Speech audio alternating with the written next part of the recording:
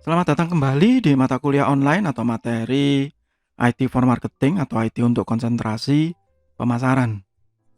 Kita masih ada di bab mengenai search engine bagian kelima. Bagi yang belum melihat video sebelumnya, silahkan dicek di playlist.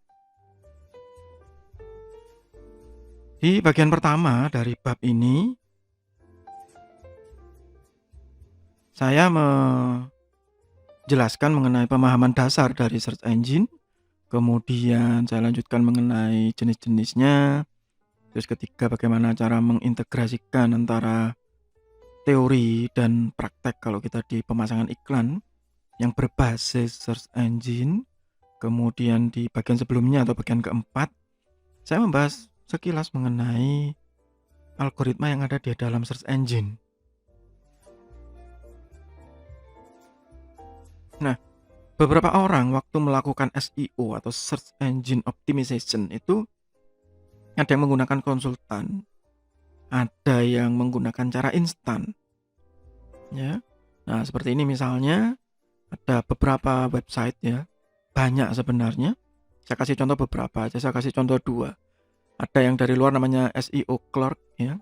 Itu seperti marketplace ya, tapi spesialis untuk SEO atau search engine optimization ya, dengan banyak cara, dengan berbagai cara.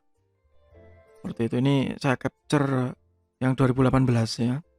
Unlimited targeted real human website traffic. Nah, begitu. Kalau Anda tanya apakah ini worth it? Ya tergantung. Ya. Kalau Anda tanya apakah saya sudah pernah coba? Iya. Ya. Saya harus mencoba sebelum saya menerangkan begitu. Dan saya harus melihat efeknya dulu sebelum saya melakukan judgement. Betul nggak begitu? Ya, beberapa memang mereka sudah memiliki aplikasi untuk botnya untuk melakukan hal-hal yang seperti itu, misalnya 250 plus ya, bookmark. Ya, itu ada botnya, ada alatnya. Tapi sebelum mereka melaksanakan itu, mereka sudah punya modal duluan. Ya, kalaupun kita dikasih alatnya pun belum tentu kita bisa seperti mereka begitu. Ya, karena ada teknik-teknik khususnya. Dan yang lebih berat sebenarnya yang saya sebutkan di bagian sebelumnya, bahwa algoritmanya itu selalu berubah dan mereka juga harus menyesuaikan itu. Ini contoh yang lain, Fiverr. Mungkin banyak yang sudah tahu, di Fiverr sangat banyak orang yang menawarkan untuk melakukan SEO. Ya. Biasanya yang agak murah itu ya, kalau yang pengamatan saya, karena saya juga punya toko ya di situ, atau seller juga di Fiverr ini. Biasanya teman-teman seller itu yang murah itu yang dari India, dari Pakistan, dari Eropa Timur,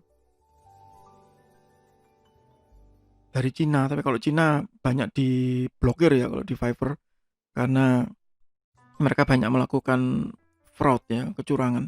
Kalau India tuh jujur biasanya, Pakistan itu jujur, kalau US itu jujur tapi mahal, kalau Eropa Timur bagus ya, tapi juga meragukan begitu ya. Jadi ada banyak hal. Sukses nggak Pak gitu? Sukses sih gitu, tapi belum tentu permanen. Nah itu yang pertama. Ya itu kenapa saya jelaskan di sini ada 2 gitu ya, 2 jenis yang paling umum, yaitu black hat dan white hat. Nah sesuai namanya, yang pertama black hat. Black hat ini bisa diterjemahkan atau didefinisikan a practice against search engine guideline used to get a site ranking higher in search result. Jadi dia berusaha melawan algoritma yang sudah ada, atau kalau bahasa kasarnya ngakali, supaya bisa lebih tinggi. Ada banyak cara, ada banyak tutorial, tapi semuanya juga belum tentu sukses. Dan saya sangat tidak menyarankan begitu, karena nah ini yang kedua, unethical tactics do not solve for the searcher and often end in a penalty from search engine. Kalau sampai ketangkep sama Google, sama YouTube, sama Facebook, bisa di-ban akunnya. Ya, saya punya banyak teman-teman yang internet marketer itu akun bolak-balik nge-add sini, nge-add sana. Karena kalau biasanya pertama pingsan gitu ya, istilahnya akunnya nggak bisa login karena diblokir, di-ban. Ada yang sepertinya juga tahu Facebook, Google itu permanen forever gitu. Itu black hat. Tapi apakah masih bisa dilakukan? Saya jawab, iya bisa. Apakah masih ada tingkat keberhasilan yang signifikan? Saya bilang, iya ada. Ya, tapi tidak permanen, itu yang pertama. Kemudian kedua ya, risikonya sangat tinggi. Itu saja. Kalau Anda di perusahaan resmi yang memang punya budget untuk ini, saya bilang jangan. Ya, gunakan yang white hat saja. Lebih etis dan pelan memang, tetapi itu benar. Ya, a more ethical way of doing SEO by creating quality content and a good user experience. Jadi memang ya karena kontennya. A more ethical approach that abide by the term and guidelines set out by search engine. Sebagai contoh misalnya yang biasanya populer di rekan-rekan awam ya, rekan-rekan non-IT, rekan-rekan non-marketing, mereka mengistilahkan beli follower, beli subscriber begitu ya. Apakah itu termasuk black hat? Iya. Sukses? Iya. Banyak kok yang menggunakan. Anda tanya saya pernah coba? Pernah. Nambah Pak? Nambah. Tapi apakah permanen? Nah itu pertanyaan berikutnya. Ya kadang-kadang drop, kadang-kadang tidak. Kadang-kadang ada rasa khawatir gitu ya. Jadi memang beda.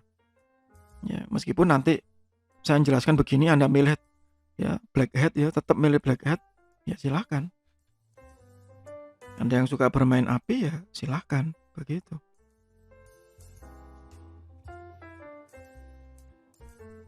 Biasanya black hat itu menggunakan keyword stuffing. Ini kalau di semua ya sebenarnya, di Facebook iya, di Google iya, di YouTube iya.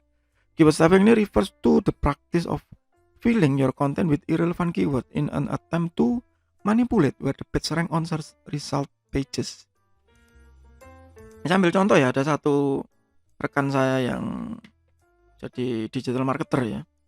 Dia punya blog segala macam dengan traffic yang fantastis jutaan. Sebenarnya blognya isinya default aja sih, normal. Perkembangan teknologi, berita terbaru begitu. Tetapi, nah di metadatanya dia mengisi dengan kata-kata yang trending, bahkan kata-kata yang cenderung nyerempet pornografi. Supaya apa ya? Supaya kuat gitu ya. Kalau Anda ikuti video saya yang tentang etik ya, maka di situ saya tampilkan bahwa pornografi salah satu ranking tertinggi kalau di pencarian internet. Dan itu yang dimanfaatkan biasanya.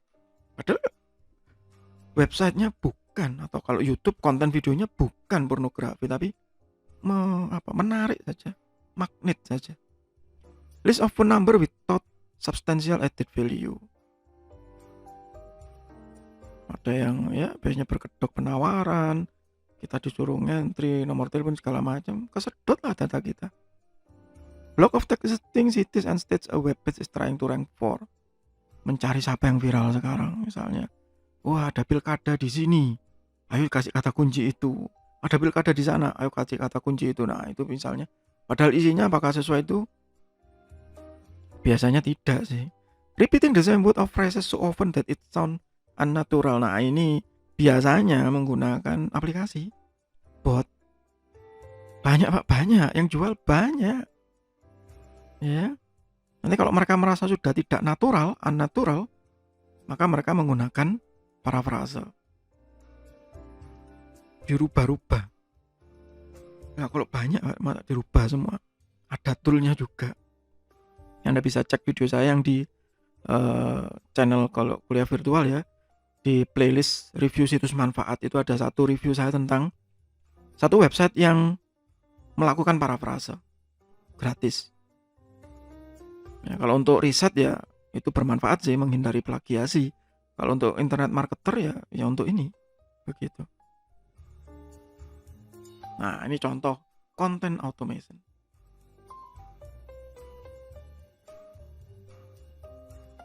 $30 nggak mahal sih. Mungkin kalau kurs dengan pada saat saya membuat video ini ya sekitar berapa ya, 450-an mungkin ya, 450 ribuan sekian lah. Jadi dia istilahnya merampok artikelnya orang untuk dijadikan artikelnya sendiri dengan sangat mudah. Saya pernah coba trialnya juga dan ya dalam tanda kutip mengerikan juga ya, termasuk untuk mahasiswa juga ini.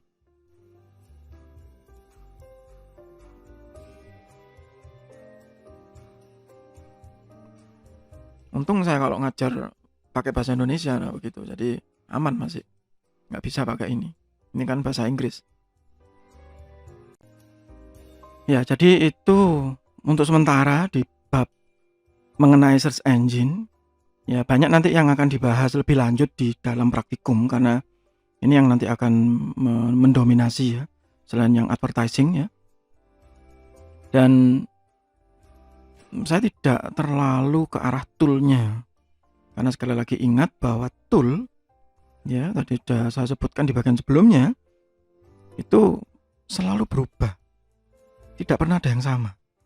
Pada saat saya membuat video ini ya 2020 bulan Agustus itu, kalau nggak salah 3 bulan yang lalu ya sebelumnya, pada saat awal-awal pandemi ini Google sudah merubah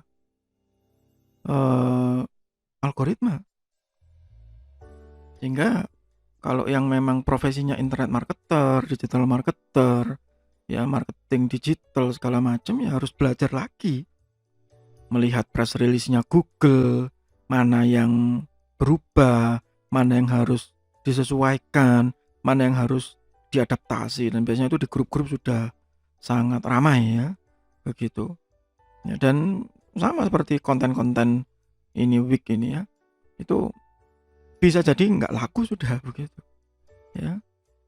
Jadi silakan memilih mau menggunakan black hat, mau menggunakan white hat, mau menggunakan jasa konsultan yang secara lambat, atau menggunakan jasa konsultan yang instan ya. Kalau Anda tanya siapa yang salah, nggak ada yang salah ya, kita semua punya pilihan kok ya. Itu untuk sementara di bab mengenai search engine, masih di mata kuliah online atau materi IT for marketing atau IT untuk konsentrasi pemasaran. Semoga bermanfaat. Tetap sehat, tetap semangat.